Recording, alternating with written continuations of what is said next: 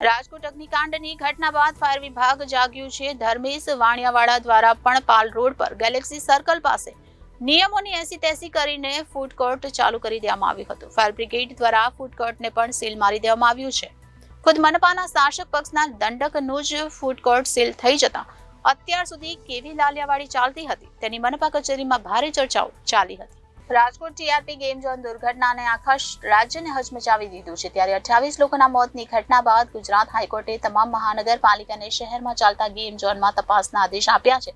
ત્યારે રાજ્ય સરકારે પણ તમામ શહેરમાં મંદિર, મસ્જિદ, school, college, mall, tuition classes, theatre, food market અને હોસ્પિટલ સહિતના વસ્તી ગીચતાવાળા સ્થળોએ ચકાસણી કરવાના આદેશ આપ્યા હતા. ત્યારે સુરતમાં પણ રાજકોટ અગ્નિકાંડની ઘટના બાદ ફાયર વિભાગ સફાળું જાગ્યું છે.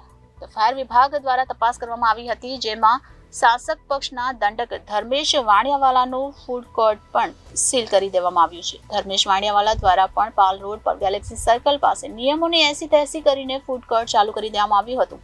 એનઓસી નહીં હોવા છતાં પણ તંત્ર દ્વારા આ લા પેન્ટોલા નામનું ફૂડ કોર્ટ ચાલવા દેવાયું હતું. 3 દિવસ સુધી તંત્ર દ્વારા તેને બચાવવાનો પ્રયાસ કરાયો હતો, પરંતુ હવે તેને બચાવી શકાશે તેમ નહીં લાગતા ચોથા દિવસે ફાયર બ્રિગેડ દ્વારા આ ફૂડ કોર્ટને પણ સીલ મારી દેવામાં આવ્યું હતું.